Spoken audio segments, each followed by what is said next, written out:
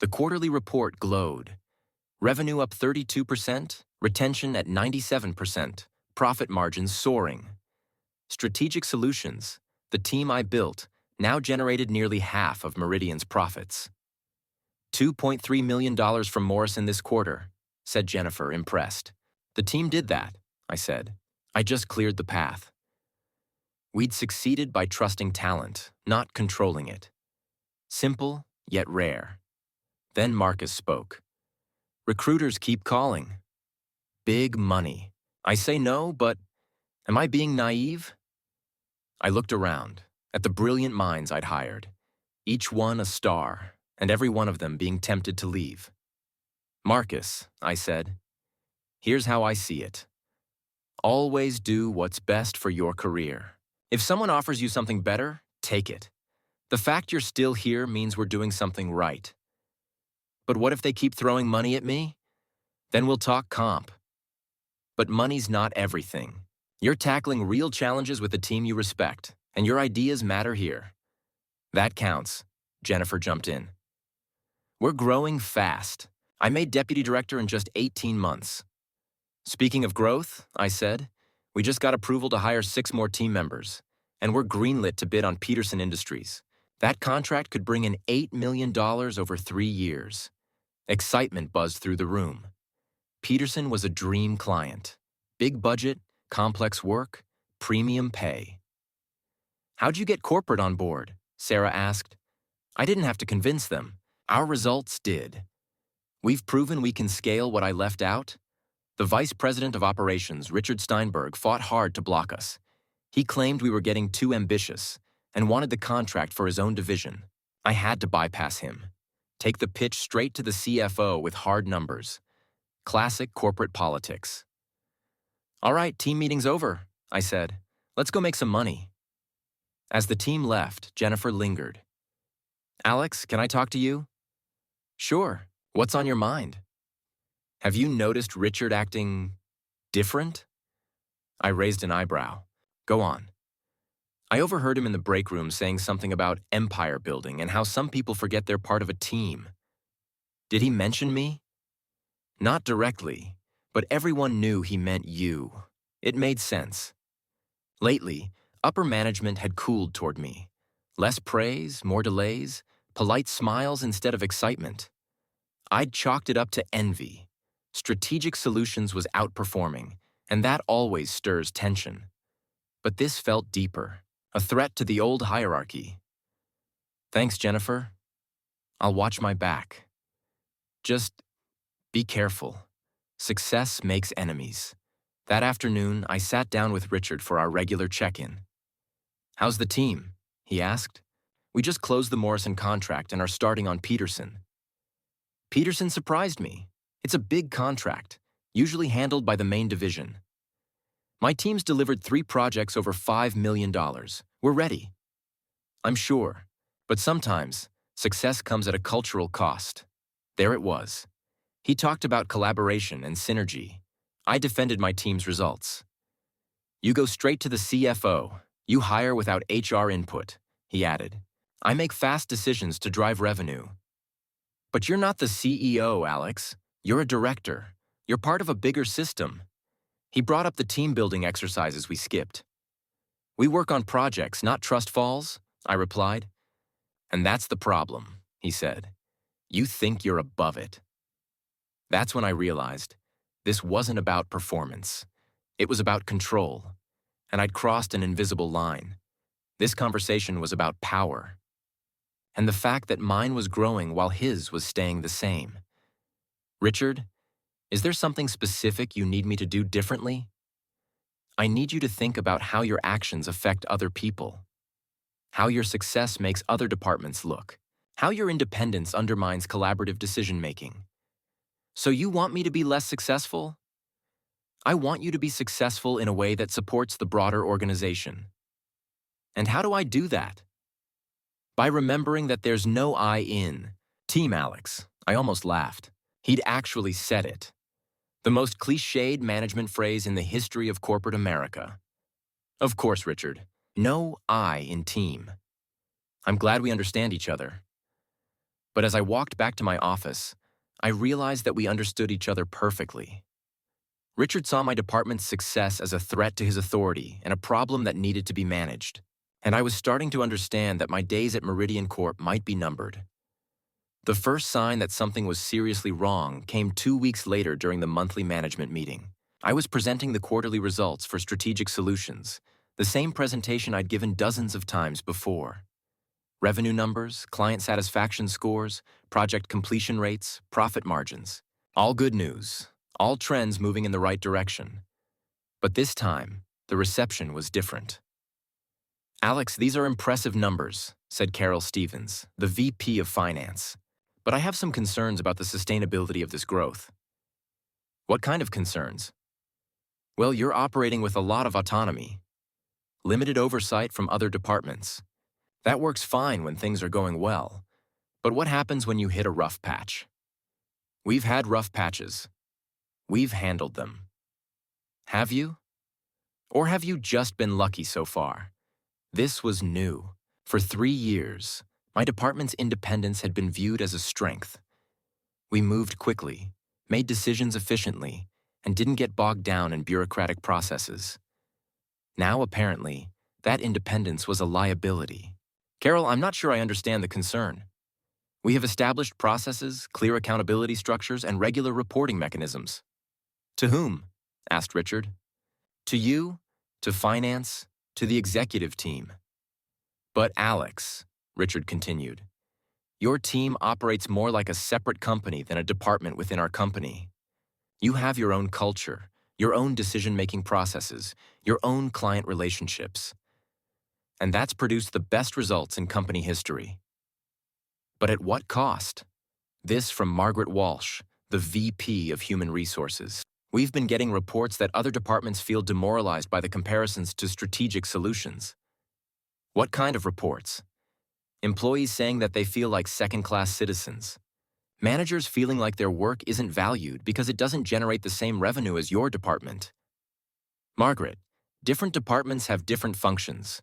My team generates revenue directly. Other departments provide support functions. Both are important." "But Alex, when you say things like that, it reinforces the perception that you think some people are more valuable than others." I looked around the conference room at the faces staring back at me.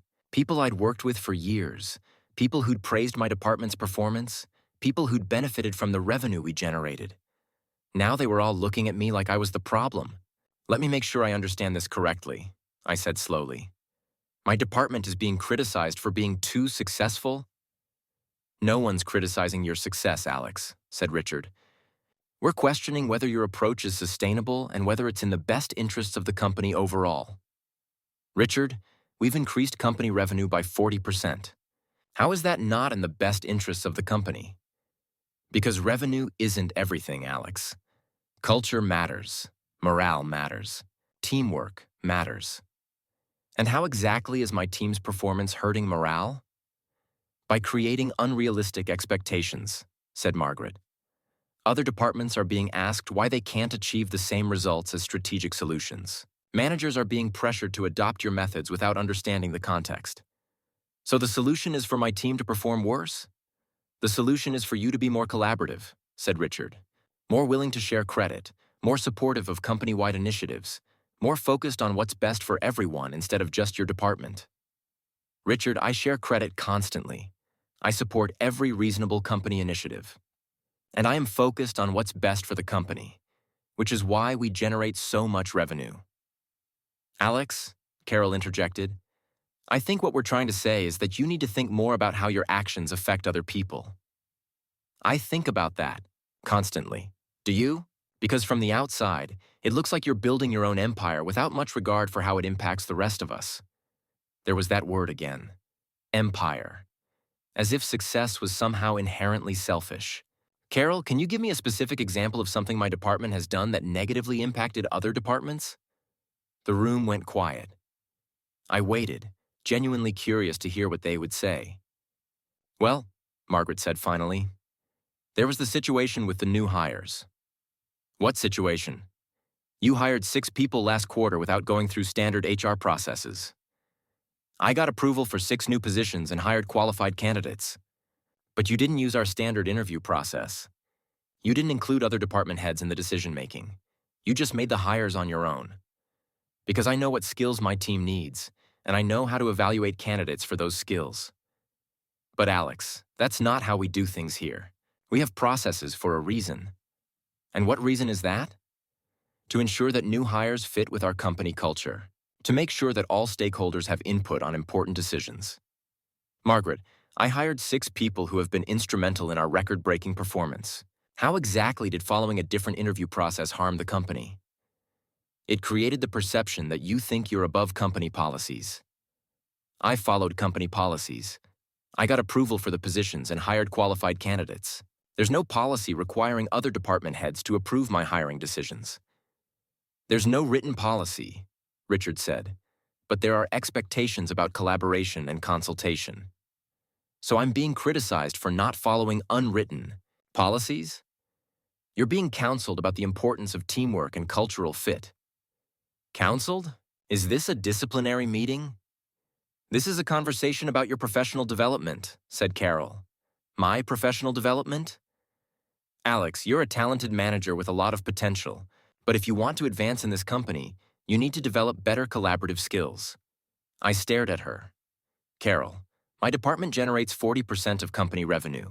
What exactly do I need to advance to? Perhaps a role where you can help other departments achieve similar success. By doing what? By sharing your methods, by mentoring other managers, by putting the company's interests ahead of your department's interests. And how do my department's interests conflict with the company's interests? When you hoard talent, resources, and opportunities instead of sharing them across the organization. Hoard talent? Carol, I hired people to do specific jobs. I'm not hoarding them. But you're not developing them for advancement opportunities in other parts of the company. Because they're doing excellent work in my department. Alex, don't you see the problem with that thinking? Honestly, I didn't. I'd hired good people, given them challenging work, paid them well, and created an environment where they could succeed. The idea that this was somehow selfish or harmful to the company was baffling. Help me understand the problem, Carol. The problem is that you're optimizing for your department's success instead of the company's overall success. How is my department's success not part of the company's overall success? Because real success requires everyone working together toward common goals, not one department outperforming everyone else. So the goal is for all departments to perform equally? The goal is for all departments to support each other and work collaboratively. Even if that reduces overall performance? Alex, this is exactly the attitude we're talking about. This idea that collaboration somehow reduces performance. Doesn't it? If I spend half my time in meetings coordinating with other departments instead of working on client projects, doesn't that reduce my effectiveness? Maybe your individual effectiveness, but it increases the overall effectiveness of the organization. How? By ensuring that everyone is aligned, that resources are allocated efficiently, and that decisions are made with input from all stakeholders. Richard, in the time we've spent, in this meeting, my team could have completed 3 client deliverables. How is that efficient resource allocation? Because some things are more important than short-term productivity. Like what? Like building a sustainable culture of collaboration and mutual support. I looked around the room one more time. These people were serious. They genuinely believed that my department's success was a problem that needed to be fixed. Okay, I said finally. What specifically do you want me to do? We want you to think about how you can be more collaborative, said Richard. We want you to consider the impact of your decisions on other departments, said Margaret.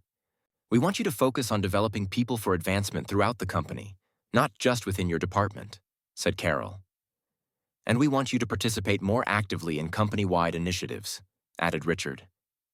Such as the new performance management system, the quarterly team-building events, the cross-departmental project coordination meetings.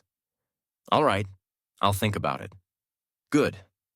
Alex, we really hope you'll take this feedback seriously. You have a lot of potential, but there are areas where you can grow. I understand. But as I walked back to my office, what I understood was that my success had become a political problem. And political problems in corporate environments rarely get solved by being more successful. They get solved by eliminating the source of the problem. Over the next 2 weeks, I noticed more changes. I was excluded from meetings about new client prospects. Requests for resources took longer to get approved. My suggestions during management meetings were met with polite nods and quick subject changes. Most tellingly, I overheard a conversation between Richard and Margaret about succession planning for department heads who might be moving on to new opportunities. The writing was on the wall. The question was whether I was going to wait for them to make their move, or whether I was going to do something about it first. As it turned out, I didn't have to wait long. The email arrived on a Thursday morning at 8:47 a.m. Subject line: Mandatory meeting, strategic planning discussion. No agenda, no background, just a calendar invitation for 2 p.m. that afternoon in Richard's office. I knew what this was. After 3 years in corporate management, you develop a sixth sense for career-ending meetings. They always happen on Thursday afternoons. They're always scheduled with minimal notice. And they're always framed as discussions when they're actually executions. I spent the morning finishing up client projects and reviewing the files I'd been keeping on my interactions with upper management. If this was going to be a hostile meeting, I wanted to be prepared. At exactly 2 p.m., I knocked on Richard's office door. "Come in, Alex. Have a seat." Richard was behind his desk, wearing the serious expression he used for difficult conversations. Margaret Walsh from HR was sitting in one of the guest chairs, a manila folder in her lap that probably contained my termination paperwork. "Alex, thanks for making time for this meeting. Margaret and I wanted to have a conversation with you about your role here at Meridian Corporation." "My role? Your leadership style, your fit with company culture, and your professional development moving forward." I settled into the chair across from Richard's desk and waited. In hostile meetings, it's always better to let them talk first. "Alex, over the past few months, we've been observing some concerning patterns in your management approach." "What kind of patterns?" "Patterns that suggest you're not fully aligned with our collaborative culture and our emphasis on teamwork." "Such as?" Margaret opened her folder and pulled out several sheets of paper. "Alex, we've documented multiple instances where you've operated outside of established company processes." "Such as?" "The hiring decisions we discussed in the management meeting. Your tendency to bypass normal approval channels when pursuing new contracts. Your reluctance to participate in cross-departmental initiatives." "Margaret, I've followed all company policies. I've gotten proper approval for hiring decisions and contract pursuits. And I've participated in every mandatory company initiative." "But Alex, it's not just about following the letter of the law. It's about embracing the spirit of collaboration." "And how have I not embraced the spirit of collaboration?" Richard leaned forward. "Alex, let me be direct with you. You've built an impressive department, but you've done it in a way that prioritizes your own success over the company's success." "How so?" "By hoarding talent instead of developing people for advancement throughout the company. By competing with other departments instead of supporting them. By operating as if strategic solutions is more important than Meridian Corp as a whole." "Richard, my department generates 40% of company revenue. How is that not supporting the company's success? Because success isn't just about revenue, Alex. It's about building a sustainable culture where everyone can thrive." "And how does my department prevent other people from thriving?" "By creating unrealistic expectations. By making other departments look bad in comparison. By demonstrating that you think some contributions are more valuable than others."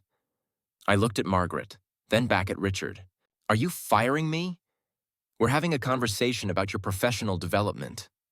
"That's not an answer." Richard and Margaret exchanged glances. "Alex," Margaret said, "we're concerned about your ability to grow in your current role." "My ability to grow? Your ability to develop the collaborative skills necessary for senior leadership positions? What collaborative skills am I lacking?" "The ability to put the team ahead of your own interests," said Richard. "The ability to build consensus rather than making unilateral decisions," added Margaret. "The ability to mentor and develop people for success throughout the organization, not just within your department," Richard continued.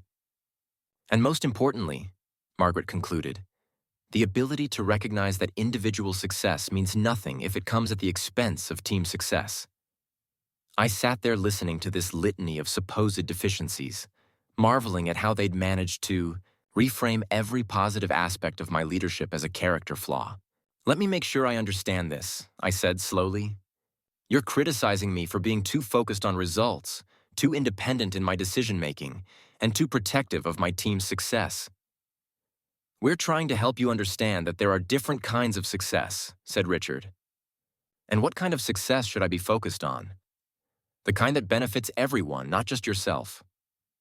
"Richard, how does my team's success not benefit everyone? We generate millions in revenue. We keep clients happy. We create jobs for talented people. But you do it in a way that makes other people feel diminished. How? By acting like you're better than everyone else.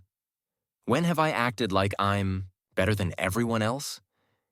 Every time you bypass normal processes because you think they don't apply to you. Every time you make decisions without consulting other stakeholders. Every time you prioritize your department's needs over the company's needs. Richard, can you give me one specific example of how I've prioritized my department's needs over the company's needs? The Peterson Industries bid. What about it? You pursued that contract without consulting with the main consulting division. You submitted a proposal that competed directly with their approach. I pursued a contract that could generate $8 million in revenue for Meridian Corp. But you did it in a way that undermined our existing consulting team. How did I undermine them? By demonstrating that you think your approach is better than theirs. My approach is better than theirs. That's why we win contracts and they don't." "Alex, do you hear what you just said?" "I said that my team's approach to client consulting is more effective than the main consulting division's approach, which is demonstrably true based on our track record. And that attitude is exactly the problem." "What attitude?" "The attitude that you're superior to your colleagues." "I never said I was superior to anyone. I said my team's methods are more effective." "Alex, there's no difference." "There's a huge difference. I'm talking about processes and results, not personal worth. But when you say your methods are better, you're implying that other people's methods are worse. Other people's methods are worse. That's why we outperformed them." Richard and Margaret looked at each other again, and I realized I was giving them exactly what they wanted.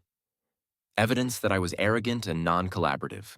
"Alex," Margaret said, "this is what we're trying to help you see. This inability to recognize the value of other people's contributions. I recognize the value of other people's contributions. I just also recognize the superior value of my team's contributions." "Alex, do you understand why that's problematic?" "No, I honestly don't. In a business context, some approaches are more effective than others. Some teams perform better than others. Some methods generate better results than others. These aren't opinions. They're measurable facts. But Alex, when you focus only on measurable results, you miss the human element of business." "What human element?" "The importance of making people feel valued, respected, and included." "Margaret, I make my team feel valued, respected, and included every day. That's why they perform so well. But what about people who aren't on your team? What about them? Don't you think they deserve to feel valued, respected, and included too?" "Of course, but I'm not their manager." "Alex, everyone in this company is part of the same team." "No, they're not. They're part of the same company, but they're on different teams with different functions and different objectives. And that's the attitude that's holding you back from senior leadership opportunities." "Margaret, I don't want senior leadership opportunities if they require me to pretend that all teams and all approaches are equally effective." "So you're admitting that you think you're better than other people?" "I'm saying that some teams perform better than others, and I'm proud to be part of a high-performing team." "Alex, pride is fine. Arrogance is not. How is acknowledging superior performance arrogance? When it comes at the expense of humility and teamwork. Richard, my team works together better than any other team in this company. How is that not teamwork? It's teamwork within your group, but not teamwork with the broader organization. Because teamwork with the broader organization would reduce our effectiveness." Exactly. And that's the problem. The problem is that I prioritize effectiveness. The problem is that you prioritize your own effectiveness over everyone else's success. Richard, my effectiveness is everyone else's success. When my team generates revenue, the entire company benefits. But Alex, there's more to success than revenue. Like what? Like building a culture where everyone feels valued and appreciated. Everyone on my team feels valued and appreciated. But what about everyone else? What about them? Don't you think you have some responsibility for their success too? I have responsibility for my team's success. Other managers have responsibility for their team's success. Alex, we're all part of the same organization. We succeed or fail together. Then everyone should be grateful that my team is succeeding. Richard leaned back in his chair and smiled, but it wasn't a friendly smile. Alex, I think we've identified the core issue here, which is, you fundamentally don't understand what it means to be a team player. Enlighten me. Being a team player means sometimes accepting reduced individual performance for the sake of group harmony. Why would I want to reduce my performance? To help other people feel better about their performance. Richard, are you suggesting that I should make my team less effective so that other teams don't feel bad? I'm suggesting that you should consider the impact of your actions on other people. I consider that impact constantly. The impact of my actions is that Meridian Corp makes more money, keeps more clients, and employs more people. Alex, you're missing the point. Then explain the point. The point is that individual achievement is meaningless if it comes at the expense of collective success. How does my individual achievement come at the expense of collective success? By creating a culture of competition instead of collaboration. Richard, business is competitive. That's how markets work. Internal business shouldn't be competitive. Internal business should be collaborative. Even if collaboration reduces overall performance? Yes. Even if it means lower revenue, unhappy clients, and reduced profits? Yes. Even if it means the company performs worse overall? Alex, the company performing worse is not the same thing as the company working together better. I stared at him. Richard, did you just say that working together badly is better than working separately well? I said that sustainable success requires everyone pulling in the same direction. What if some people are pulling harder than others? Then the people pulling harder need to slow down so everyone can keep up. Or the people pulling less hard could speed up. Alex, not everyone is capable of your level of performance. Then they should find jobs that match their capability level. Alex, do you hear how elitist that sounds? I hear how realistic it sounds. Margaret jumped in. Alex, this is exactly what we're talking about. This attitude that some people are more valuable than others. Some people are more valuable than others. That's why we have different salary levels, different job titles, and different levels of responsibility. But Alex, everyone deserves to be treated with respect and dignity. I agree completely, but respect and dignity don't require me to pretend that all performance levels are equal. They require you to recognize that everyone contributes something valuable. Margaret, I recognize that, but I also recognize that some contributions are more valuable than others. And that recognition is what's preventing you from being an effective leader. How so? Because effective leaders bring out the best in everyone, not just the people who are already high performers. And how do I bring out the best in everyone? By creating an environment where everyone feels valued and supported. I do create that environment for my team, but not for the broader organization. Because I'm not responsible for the broader organization. Alex, as a senior leader, you are responsible for the broader organization. I'm not a senior leader. I'm a department director. But you have the potential to be a senior leader if you can develop better collaborative skills. And what would those collaborative skills look like? Sharing credit more broadly, including other departments in your decision-making, focusing on what's best for everyone instead of just your team. Even if that reduces my team's effectiveness? Yes. Even if it reduces company revenue? Yes. Even if it makes clients less satisfied? Alex, client satisfaction isn't the only thing that matters. What matters more than client satisfaction? Employee satisfaction, cultural cohesion, organizational sustainability. Richard, if we don't satisfy clients, we don't have a business. If we don't maintain a positive culture, we don't have a sustainable business. So culture is more important than performance? Culture and performance aren't mutually exclusive. But when they conflict, which takes priority? Richard and Margaret looked at each other again. Alex, Margaret said, we're not sure you're the right fit for this organization. What does that mean? It means we think you might be happier somewhere else. Somewhere that values individual achievement over teamwork. Somewhere that prioritizes short-term results over long-term sustainability. Somewhere that doesn't understand the importance of collaboration and cultural alignment. I looked at them sitting across from me.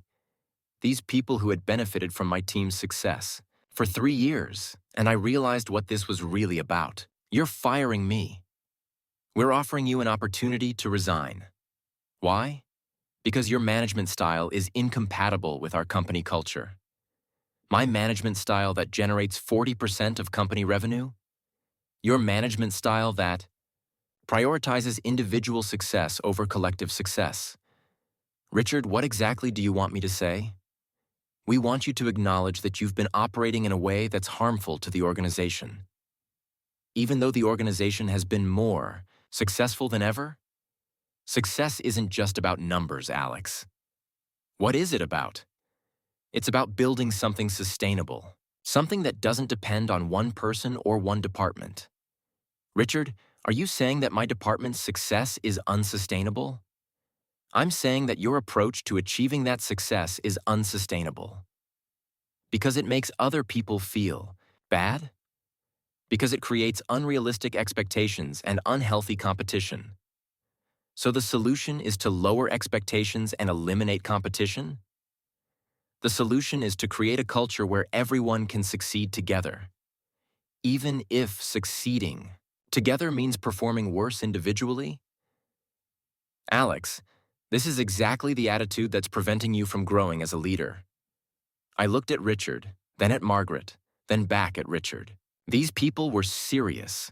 They genuinely believed that my department's success was a problem that needed to be eliminated. Let me ask you something, I said finally. If I resign today, what happens to my team? Your team will be transitioned to other departments or reassigned to different roles. And the Peterson Industries contract will be handled by our main consulting division. And the clients who specifically requested to work with my team will be served by other qualified professionals. Richard, you're talking about dismantling the most successful division in company history. We're talking about integrating a high-performing team into the broader organizational structure. Integration that will destroy everything that made the team successful. Integration that will help the team contribute to organizational success rather than just departmental success. And if that integration reduces performance, then we'll address performance issues as they arise.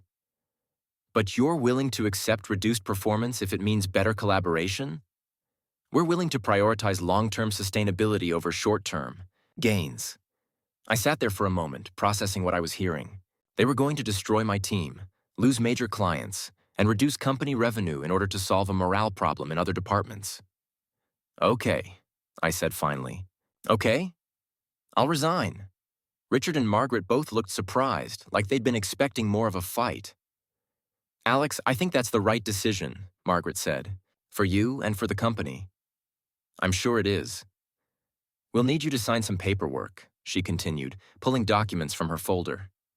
Non-disclosure agreements, non-compete clauses, transition planning documentation. Of course. Your last day will be Friday. That gives you 3 days to transition your responsibilities and say goodbye to your team.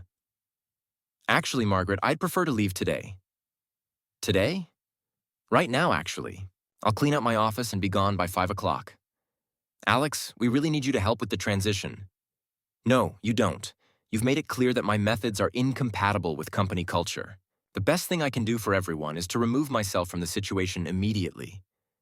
But your team will be better off without my toxic influence on company collaboration. Richard frowned. Alex, there's no need for sarcasm. I'm not being sarcastic, Richard. I'm agreeing with your assessment. If my leadership style is harmful to the organization, then the organization will be better off without my leadership. Well, yes, but so I'll resign effective immediately, clean out my office, and let you begin the healing process. Alex, immediate resignation might not be the best approach. Richard, are you asking me to stay? I'm asking you to be professional about the transition. I am being professional. I'm removing myself from a situation where my presence is apparently harmful to organizational culture. Margaret looked uncomfortable. Alex, we don't want this to be adversarial. It's not adversarial, Margaret. You've identified a problem, and I'm solving it. By leaving immediately? By getting out of the way so you can implement whatever solution you think is best. But Alex, your team is going to have questions. And you can answer them. You can explain how my departure will benefit organizational collaboration and cultural cohesion. That's not what we want to tell them. Why not? It's the truth, isn't it? Richard and Margaret exchanged another look. Alex, Richard said slowly, we were hoping you could help frame this transition in a positive way. Frame it how? As a mutual decision, a career opportunity for you, a chance for growth in a new environment. You want me to lie? We want you to be diplomatic. Richard, you just spent an hour explaining how my leadership style is incompatible with company culture and harmful to organizational success. How exactly should I frame that diplomatically? You could focus on your desire for new challenges. Or I could tell the truth, that you're firing me because my department is too successful and it makes other departments look bad. Alex, that's not accurate, isn't it? You literally said that my success creates unrealistic expectations for other people. But we don't want the team to think what? That success is discouraged here? That high performance is a liability? That effective leadership will get you fired? Alex, please. We're trying to handle this professionally. So am I. I'm resigning immediately, as requested. I'm removing myself from an environment where my presence is apparently harmful. I'm giving you complete freedom to restructure the department however you see fit. I stood up from my chair. Where are the resignation papers? Margaret handed me a document. I signed it without reading it. Non-compete agreement? She handed me another document. I signed that too. Anything else? Alex, we really think you should take some time to consider. Margaret, I've considered it. You've made your position clear and I've made mine. You want collaborative leadership that prioritizes cultural cohesion over individual performance. I want to work in an environment that values results. We're incompatible. But Alex, Richard, it's done. I resign, effective immediately. I walked toward the door. Alex, Richard called after me. What are you going to tell your team? I stopped and turned back to look at him. I'm going to tell them exactly what you told me. That individual success is meaningless if it comes at the expense of collective success. That collaboration is more important than performance. That sustainable culture is more valuable than short-term revenue gains. And what do you think they'll say to that? I smiled for the first time since entering Richard's office. Why don't you find out? I walked back to my office with a strange calm. After 3 years of building something great, it had ended in a conference room full of buzzwords. But I felt oddly at peace. Maybe because I understood exactly where I stood now. My office was in the middle of the strategic solutions area, surrounded by the team I'd built. As I walked past, Jennifer looked up. How was your meeting? Enlightening. Can you gather everyone in the conference room? 5 minutes later, my team sat in silence. I've just resigned from Meridian Corp. Effective immediately. The shock was instant. What? Why? Marcus asked. Management says my leadership doesn't align with company culture. Because you're focused on results? Sarah asked. Exactly. But we're the most profitable department, David added. I explained that success had become a liability. It made others look bad. The company wanted cohesion over performance. Our department would be broken up, projects reassigned, contracts moved to the main consulting division. They can't just dismantle this, Jennifer said. They can. It's their company, Sarah pressed. You built this team. Without you, we're just cogs in the machine. Maybe that's what they want, Marcus said. They're making a mistake. Maybe. But it's not my problem anymore. David finally asked, "What will you do now?"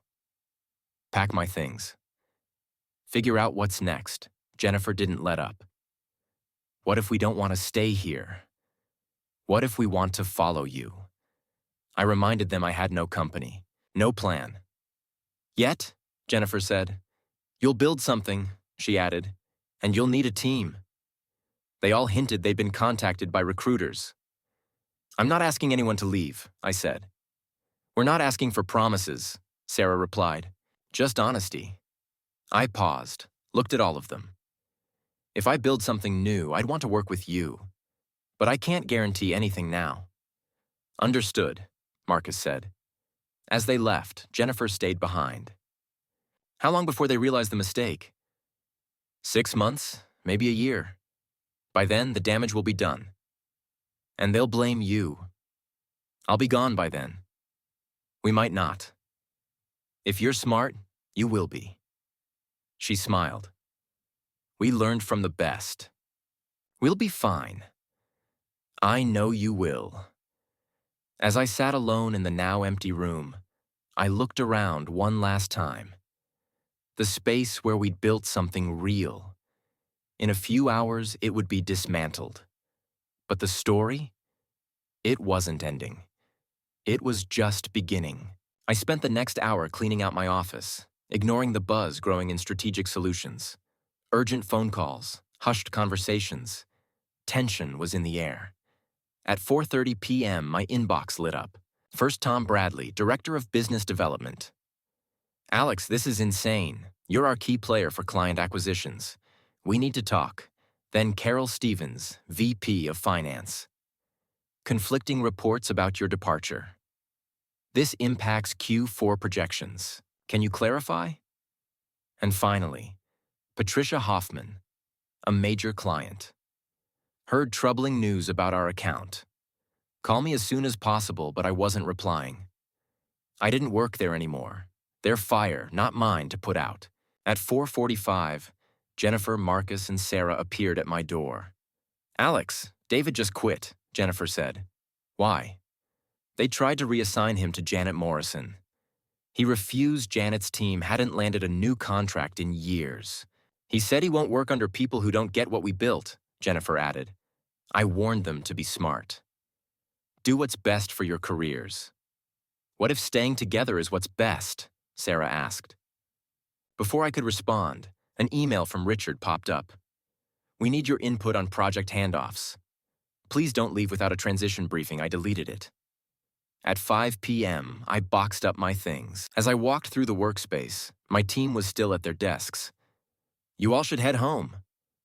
"We're documenting everything," Jennifer replied. Marcus asked, "What would you do in our shoes?" "Whatever's right for your career and family." Not helpful. It's honest. "Hypothetically," Sarah said, "where would someone like us find the right kind of opportunity?" "Where smart companies value talent over politics," Jennifer grinned. "You're dodging." "I'm being careful." "Well, recruiters seem very interested in us." "They should be." I stepped into the elevator with my boxes. Frank at reception nodded. "Sorry to see you go, Mr. Chen." "Thanks, Frank." "Take care." As the doors shut, I felt sadness. And something else. Whatever was next, it was already starting. Already starting. Already starting. Already starting. Already starting. Already starting. Already starting.